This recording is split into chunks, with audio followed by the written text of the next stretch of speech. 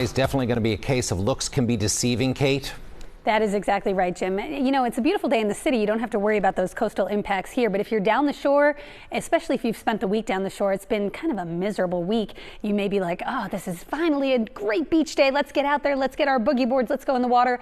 That's something you probably want to avoid today because of those coastal impacts. We still have a high surf advisory. We still have a high rip current risk and a rip current statement. And we're dealing with coastal flooding, at least this morning and again this evening.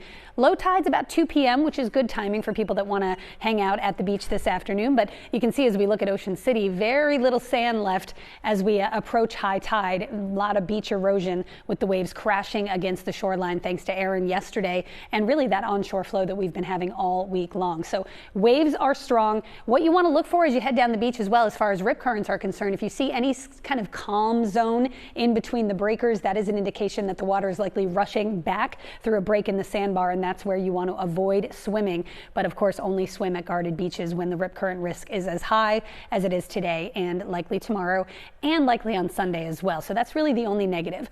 Otherwise, it's a beautiful forecast. We're at 62 in Philadelphia. Dew points are in the 50s. It's crisp. It's clear.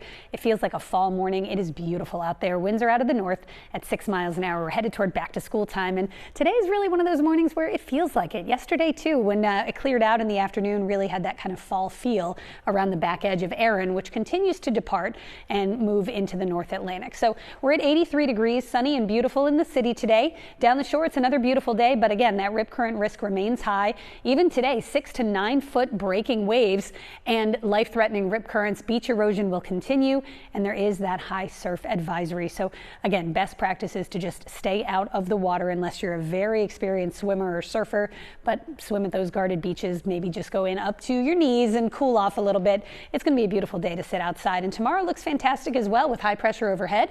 Our next chance for even a stray shower or storm not until Sunday. That's when this next cold front will approach.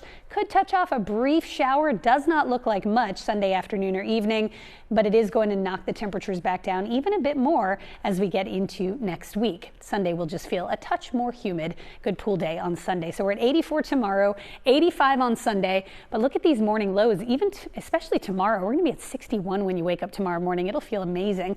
Nice and warm in the afternoon.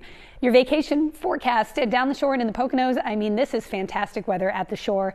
The coastal concerns will still continue. They will gradually diminish through the weekend, but otherwise we're looking at mid to upper 70s right through Monday. Poconos have a better chance for a stray shower or storm with that front arriving on Sunday. And then in the city, look at this stretch of days. It is beautiful. Sunday, just again, a touch more humid. There may be a stray shower or thunder shower later on in the afternoon.